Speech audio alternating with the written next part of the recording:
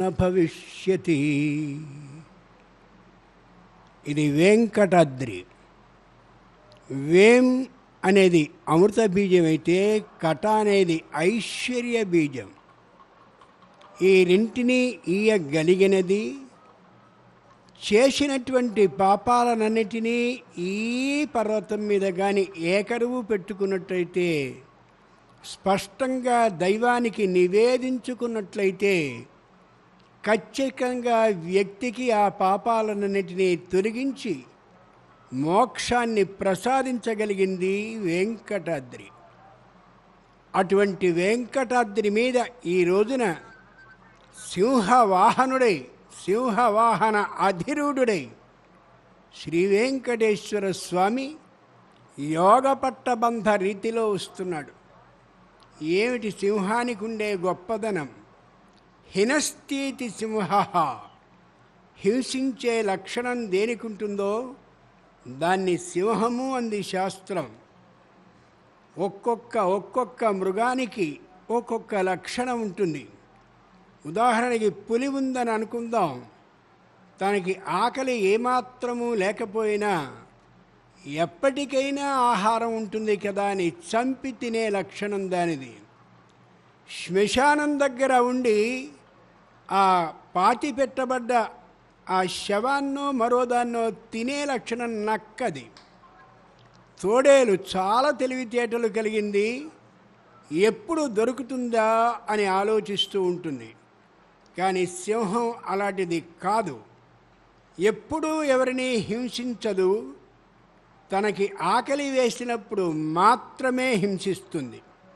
మహానుభావుడు సింహ వాహన అధిరూఢుడై ఓ విషయాన్ని తెలియజేస్తున్నాడు.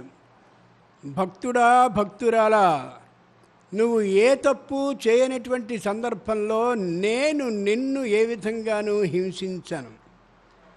కానీ నువ్వు తప్పు చేసి కూడా తప్పు చేయలేదని బుకాయిస్తూ ఉన్నట్టయితే, తప్పు చేయని వానిలా, తప్పు చేయని దానిలా ప్రవర్తిస్తే, నా దగ్గర కూడా నటనని చేస్తే, నేను సింహవాహన అధిరూఢుణ్ణి, ఖచ్చితంగా నిన్ను హింసిస్తాను. తప్పు చేశావు కాబట్టి దండించి తీరుతాను. అది మహానుభావుడు తెలియచేస్తున్నాడు. ఈరోజుకో విశేషం ఉంది. ఈరోజు ఆదివారం. ఆదివారం అంటే సూర్యుడు అమోఘమైన తన శక్తితో, ఆదిత్య శక్తితో ఉండేవారం. అందున విశాఖ నక్షత్రం సూర్యుని జన్మ నక్షత్రం. అదేని శాస్త్రం చెప్తుంది. ఏ వెంకటేశ్వరుడు ఇక్కడున్నాడో ఆయన సూర్యవంశీయుడు, పైగా క్షత్రియుడు.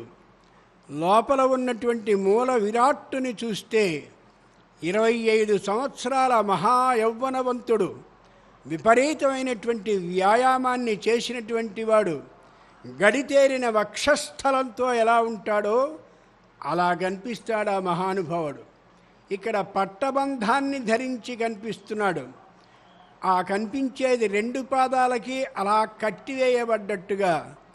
ఒకప్పటి రోజుల్లో పెద్దలు ఇలాగే కూర్చునేవారు. 2 కాళ్ళని మడుచుకుని ఆ పైనున్నటువంటి ఉత్తరీయాన్ని 2 కాళ్ళకి అలా కట్టుకుని కనిపించేవారు. శరీరం అనేది 2 భాగాలకి సమూహం. బొడ్డు నుండి పై భాగం ఉత్తర భాగం, బొడ్డు నుండి క్రింది భాగం దక్షిణ భాగం.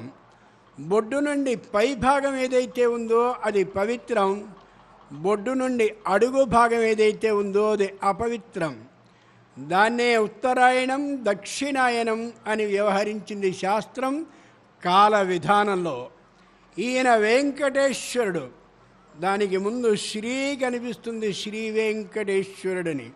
శకారం సత్వగుణానికి చిహ్నం. అంచేతే